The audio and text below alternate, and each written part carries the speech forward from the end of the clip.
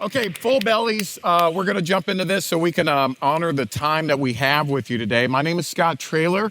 This is Twee. We are VP of Sales collectively for MIA. And we usually start these conversations by just letting everybody in the room know this fact. We're not tech people. Yes, we work for an AI company, but I'm a dealer for 20 years. And I got to partner with these guys and we started working on this technology that we're going to walk you through. And 3 years ago, and it has turned into something that's honestly changed my life. And I'm going to share this with you today, but I want to share a few things. One is exactly what we do. Secondly, thank you. First, I'm going to share with you exactly what we do. Then I'm going to share with you some examples of what we do with clients. And then before we finish up today, Twee and I are going to educate you on how to choose an AI partner. Because this is important, guys, what I'm about to say. There's a lot of AI, there's a lot of opportunities in here to partner with a lot of different AI firms.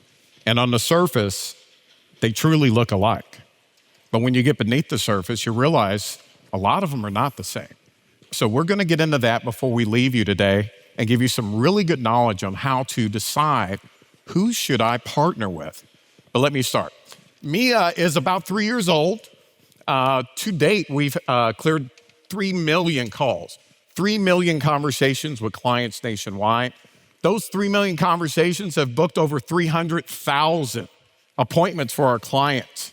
And because of 300,000 appointments, that's tens of millions of dollars that we've generated for our clients nationwide. We, again, started 3 years ago, but today we have 85 employees.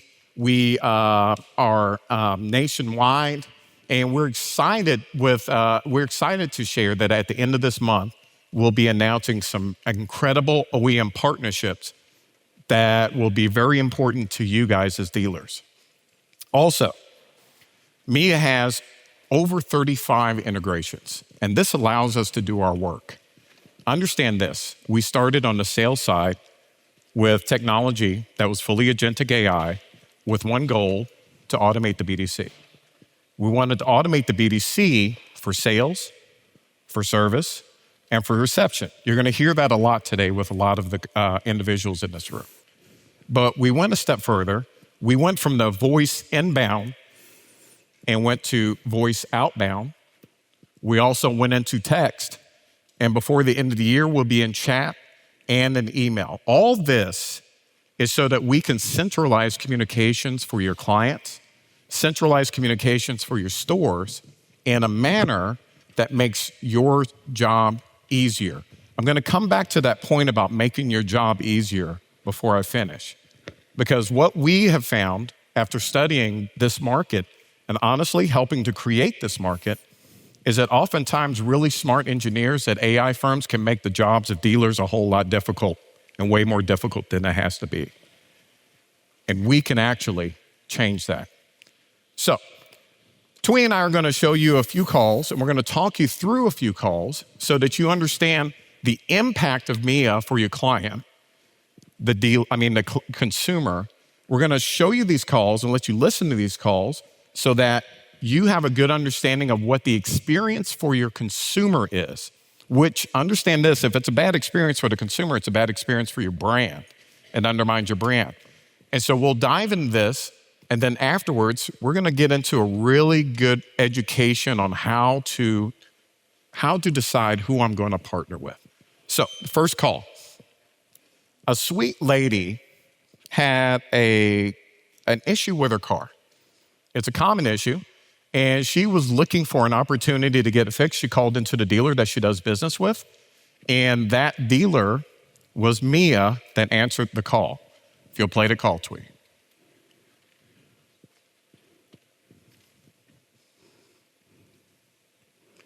Whoa.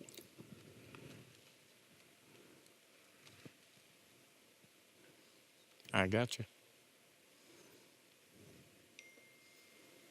Thank you, Carol.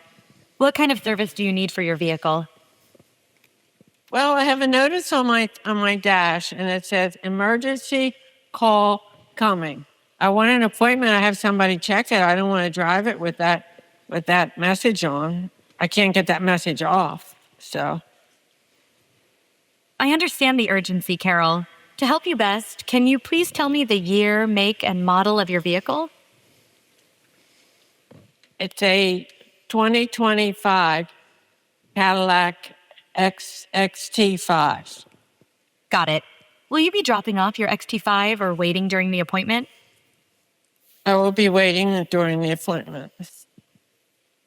One moment. Carol, we have appointments for an engine diagnostic available as soon as Monday, May 11th. Would you prefer Monday morning at 8 a.m. or Monday afternoon at 1:30 p.m.? I'll take the 1:30 appointment. You're all set for Monday, May 11th at 1:30 p.m. for your engine diagnostic. Is there anything else I can help you with, Carol? No, thank you for your help. You've been very helpful. Thank you. Bye. Simple call, simple service appointment. On the back end, how this makes your job easier at the office, our op codes are pushed into the appointment. She knows who Carol's been going to for the last year. And so she puts that appointment back in the service advisor's name that's been doing business with Carol. Our job is to make your jobs easier. Also, she's following the capacities like you would want her to. And so we are automating the input of information into your appointment, driving business into your service lane on a call-by-call basis. But just being transparent, we've got 3 million of these calls behind us, 3 million of these conversations. This is something that we've truly dialed in. The future is with outbound. Tui? Outbound. So Scott mentioned 3 million conversations. About 25% of those conversations on our platform, on our system, is now outbound conversations. I'm going to play a call here. This is a top 10 dealer group that we've been launching outbound conversations for. And this is on the sales side, outbound. Go ahead, Scott. You got it. I just want to see the availability on a car. Of course. Which car are you interested in? 2025 Subaru Crosstrek Sport. One moment, let me see. We have a 2025 Subaru Crosstrek Sport in crystal white pearl with around 5,928 miles, priced at $28,331. Would you like to schedule a test drive? Yeah. Great. Could I get your first and last name to set up your test drive? First name Robert, last name. Thanks, Robert. What day and time would you like to come in for your test drive? Tomorrow? Tomorrow, Maybe, Friday?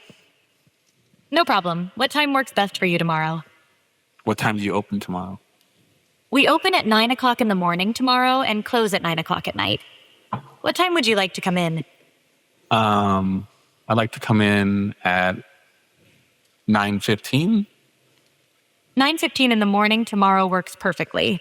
Just to confirm, you'd like to test drive the 2025 Subaru Crosstrek Sport in crystal white pearl tomorrow, Friday, April 3rd at 9:15 a.m.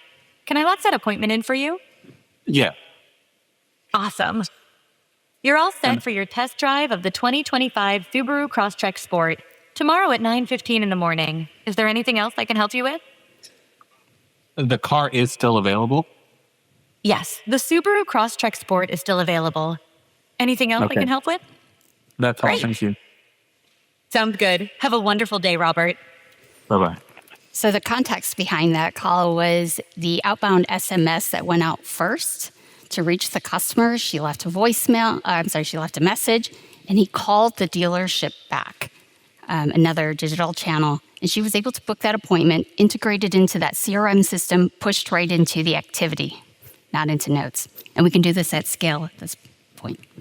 As Tui said earlier, we designed this system for honestly one of the top 5 dealer groups in America. And she's doing automatic lead follow-up, following up with the leads that are coming into CRM, automatically reaching out to the individuals. And when they call back in, now it's inbound. We've said earlier, this is something that's proven ground to us with 3 million calls behind us. But for you, the important thing is that we know that 80% of car buyers buy from the person that reaches out to them first. And so that lead to speed is something that's crucial when we're trying to chase down the next car deal. But also what's crucial for you as I pivot here is just teaching you how to really gauge all these AIs that are out there. So I'm going to give you some quick tips that my CTO at the company designed so you can test out AI. Tip number 1, if you start talking to a demo line, cut it off. Whatever the conversation is, start cutting off the AI and see how that AI reacts. You see, it's a known issue in AI that if it's cut off, the AI makes the human being repeat themselves, which creates friction.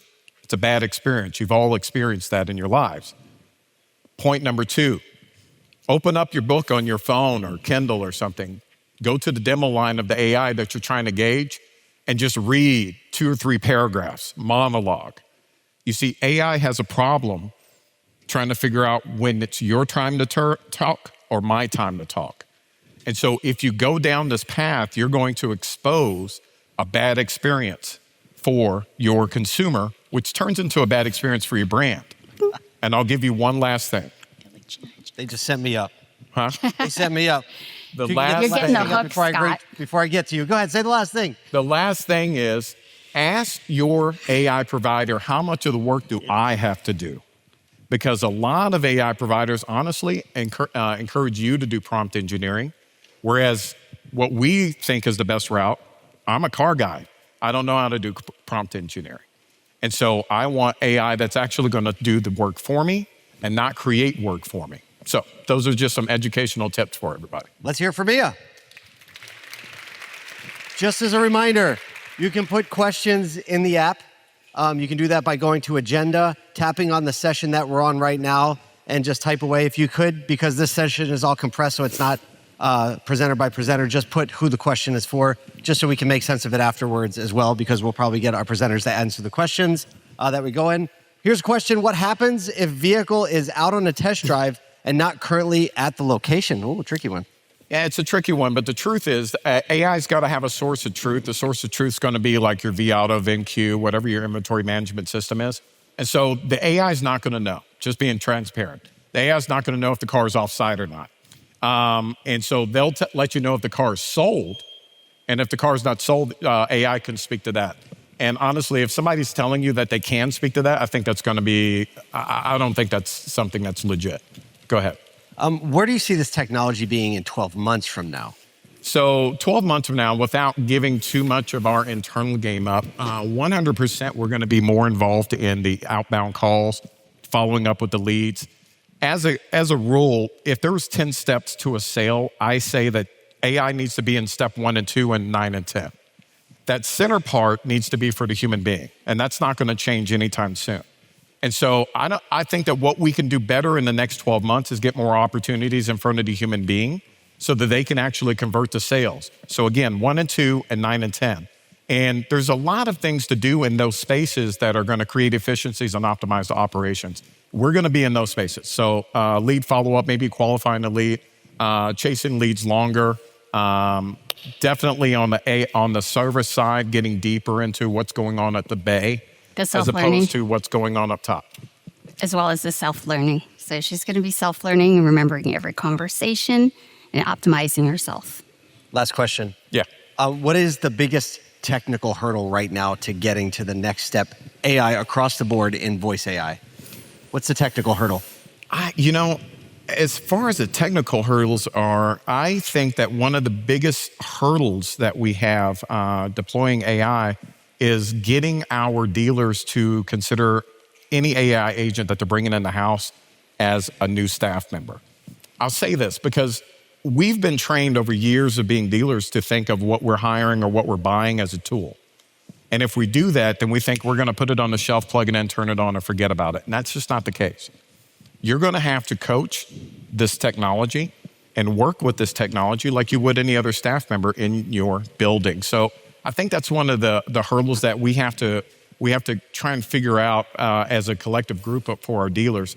How do we get AI deployed in a manner where it's easier for the dealer, less coaching for the dealer? And I think a lot of that's going to be resolved through self-learning that we'll be bringing to the market later on this year and early next year. Well, thank you so much for being a part of this, for the presentation. Let's hear from our friends at Mia. Thank you, guys. Thank you, Paul.